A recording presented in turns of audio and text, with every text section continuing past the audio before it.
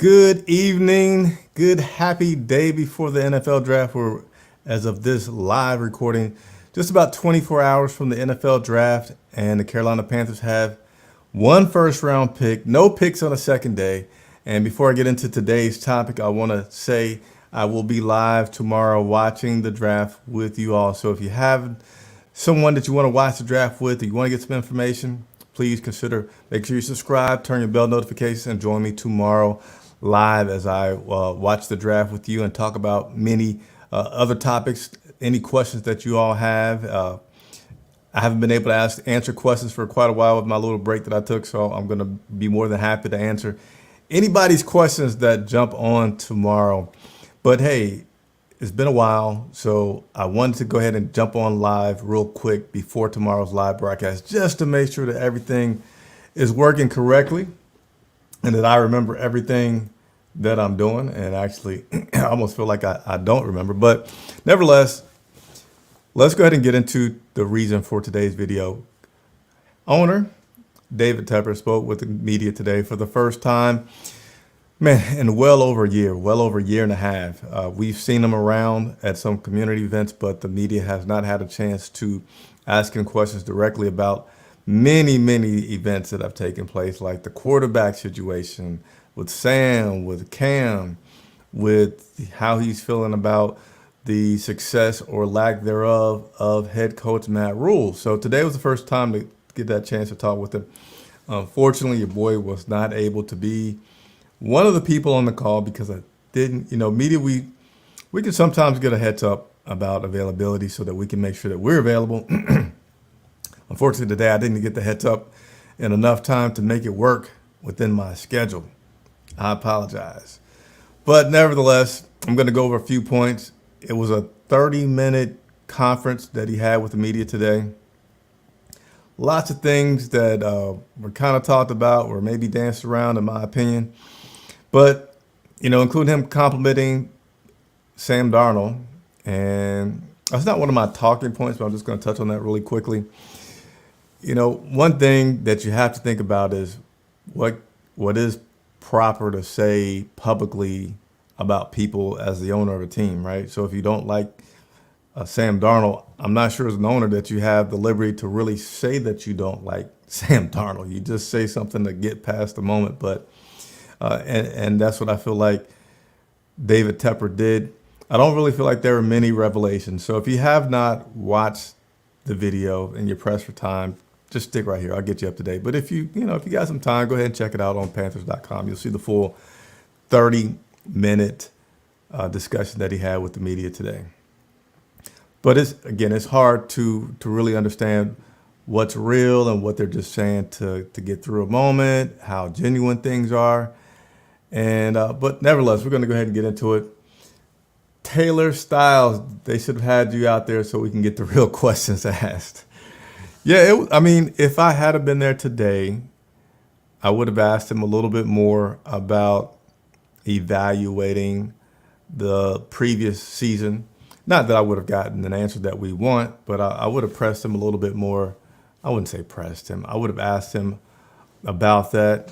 And yeah, much else I don't think I would get. Sometimes, anyway, I'm about to go off on a tangent. Let me go ahead and start to bring up my items for today. What's up, Josh? Appreciate you tuning in again. Make sure you tune in with me tomorrow. I'm going to be live for quite a long time. So it's just 3 things that I'm going to go over today regarding David Tepper's meeting with the press. Here we go. First one is, how much patience does the owner, David Tepper, have with head coach Matt Rule and his staff? So today, David Tepper said something that was revealing, and talking about questions, I would have asked him if I had the opportunity. And let me just say this as I mentioned this, with situations like today where the press conferences are virtual, so all media are all over the place using their computers, you can't really say how many questions that you can get in because they're just kind of going down a line, which is, there's a good and a bad with that. Actually, I like it a lot of times because I'm not one that just likes to jump out and try to talk over someone to get my question across. But when he mentioned this, which is, and talking with Matt Rule, he talked about this 5-year plan but maybe it needs to be a 6-year plan. It's like, whoa, maybe a 6-year plan? And then he went on further to make a statement. I'm going to summarize this, is talk about he has a new appreciation for how stupid he is at times, and how this process of being an owner has brought him humility, and how it's not, perhaps as easy as he thought it would be. And to me, both of those statements, let me dissect the first one, part of that, which was maybe it should be a 5-year plan, 6-year plan. Your initial reaction is to be like, are you serious? Are we going to have Matt Rule here no matter what for 6 years? Is this guy about to be that patient? I don't know if he meant it in that perspective. I just think he meant it as saying like, hey, and again, I'm just speculating. I wasn't able to, be in the room and really feel his presence. But I feel like combining with the statement of saying, hey, I've had to realize how stupid I am at times. I think that may just be like, man, I just can't use, this guy's one of the richest people in the world.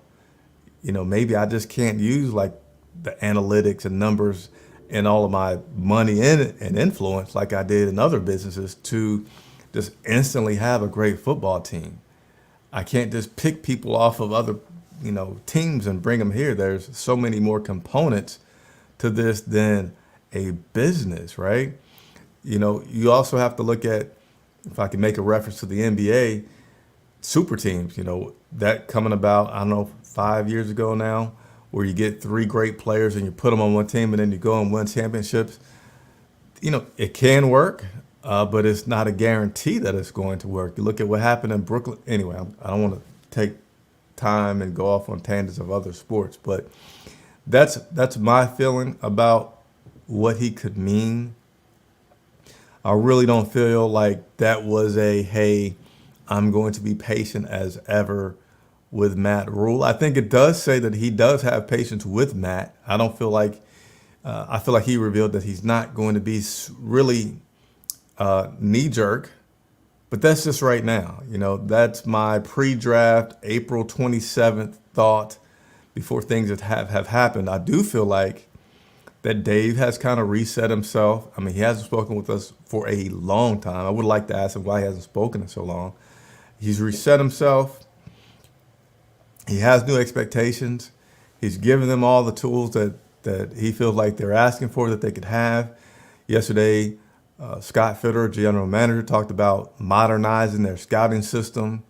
So I feel like that's something where when Dave makes the comment about maybe it's 5 or 6 years, is that this new scouting system that they're putting in to help them analyze things and keep track of players, they're not even done creating that system yet. It's not going to be until later in the summer.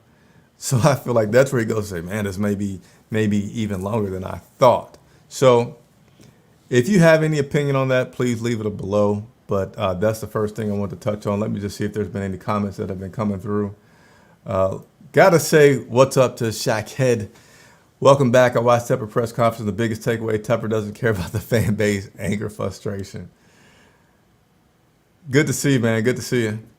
Tepper and Panthers, since they want us to be patient and okay, happy with losing, they should offer 74,000 free tickets to watch this mediocre team. I love it. Tepper did say he appreciates the passion that this fan base has, and he knows with that passion there will be people that's, kind of pleasantly waiting and being patient. And because people are passionate, there'll also be a group of people that says, hey, I love this team. I support this team. I bleed black and blue. I want to win right now. And they may not be as patient with the waiting. He gets that. But that's talking point number 1 that I want to talk about. Let me go ahead and skedaddle over to number 2, which is actually, this is no particular order, but this is certainly the biggest topic right now. I would even say overshadowing the draft that's about to take place in less than 24 hours at this point, which has been what on earth is going to happen with the facility in Rock Hill. I drove past it a few times today. You can see it off the highway. It's a pretty big land clearing undertaking that's going on. There's overpasses being built.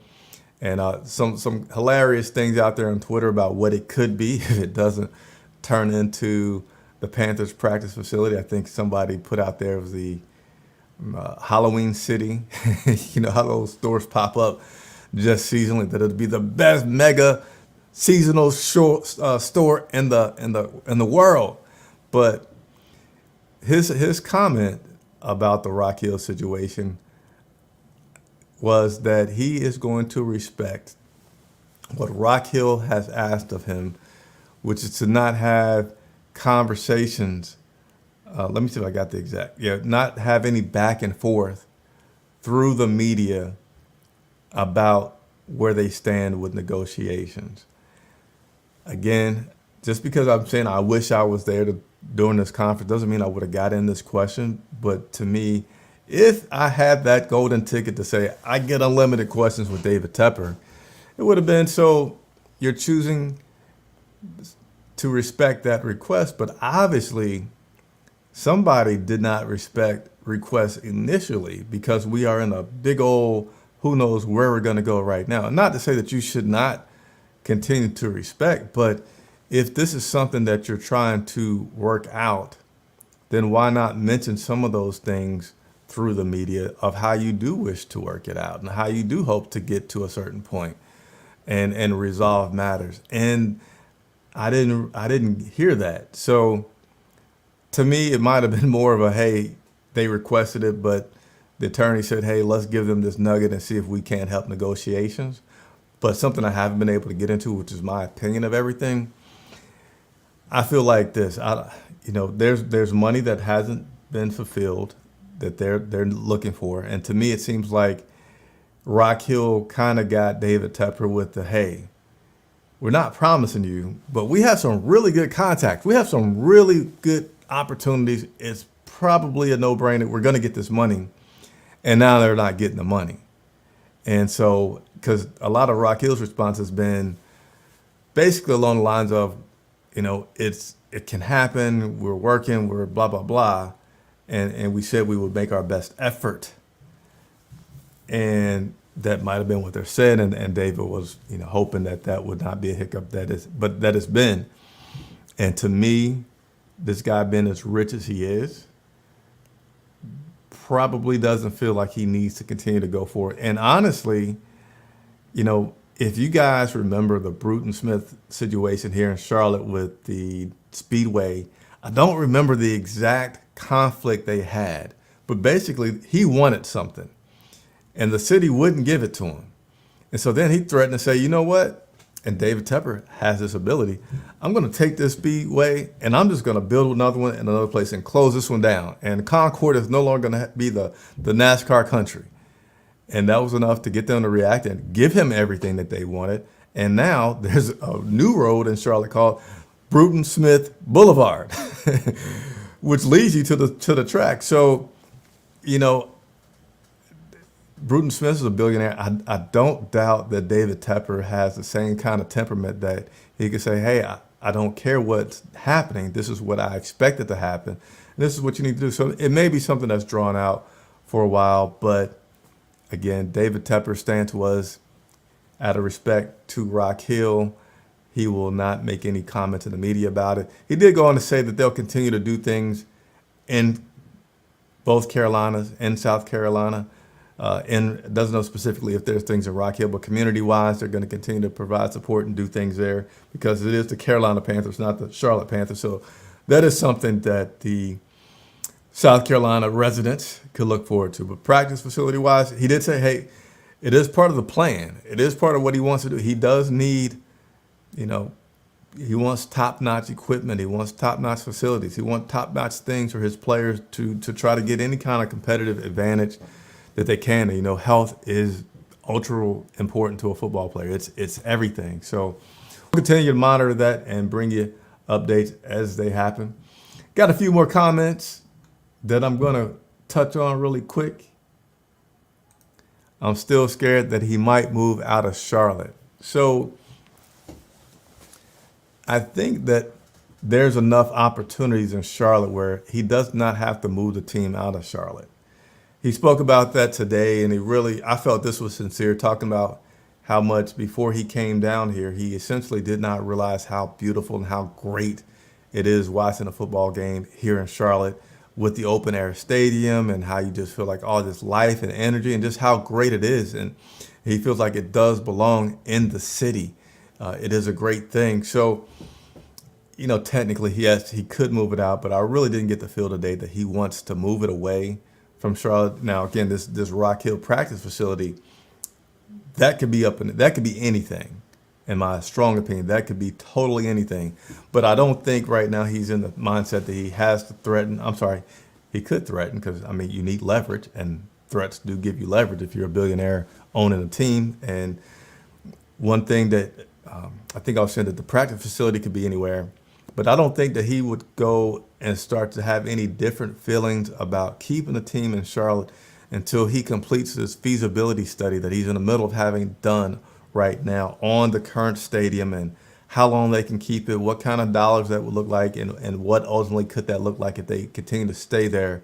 But they say it's still, considering how old it is, it's still a nice place. They still maintain it pretty well. But thanks, Taylor, for that comment. Kent Sullivan, what's going on? I'm back.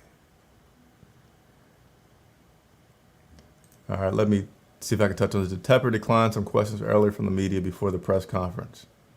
Too many of the questions that were asked of him were soft, easy questions about rule the team. So I know a lot of people like to want to just hold this guy up against the ropes and just slam away at questions and get combative, but there's still a delicate line that you have to walk in the media.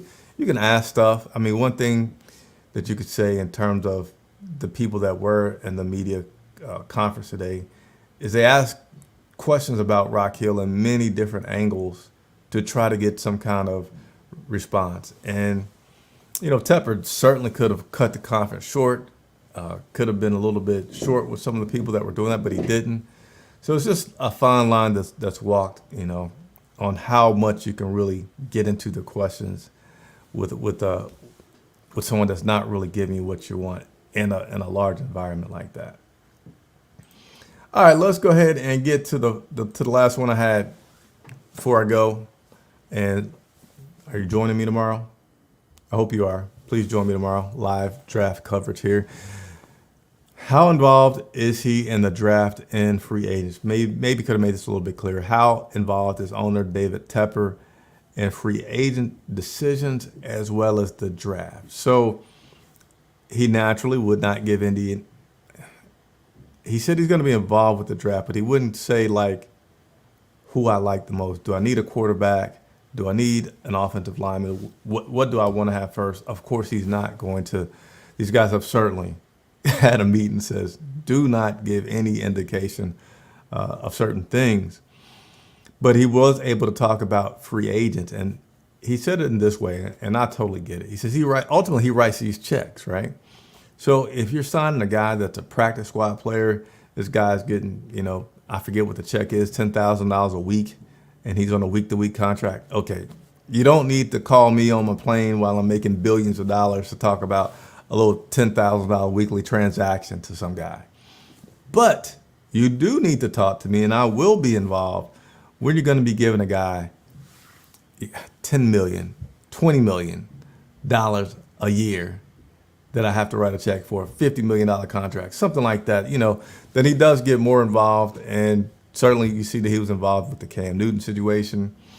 Couldn't really get information today about the Deshaun Watson and how much he was involved in that, or even why he decided to pursue it, because he chose the route of saying, I'm not going to talk about players on other teams. So Tepper is involved, and his level of involvement just varies based on, is it a small check? Is it a big check? Hey, if it's a big check, I own this. I want to know what's going on. I want to tell you what I think. I want to meet the young man. So I can respect that. That's cool. So those are my three things that I got away from today's press conference. Again, the full press conference is on Panthers.com if you want to check that out. Let's see. Good question. What time am I going live tomorrow? I'm going to send out the scheduled broadcast sometime tomorrow. Still got to get some things together. As you know, each year I hope to get better. I try to get better. I'm doing more work. 8 p.m. is when I will go live tomorrow, which is when the draft starts. Now, there will probably be a break, and I'm going to have to come back live again because once they make their selection, then I have the opportunity to talk to what is typically some of the coaching staff and what is typically the player. So I have to break away. I cannot show that live. I cannot let you hear me live during that time.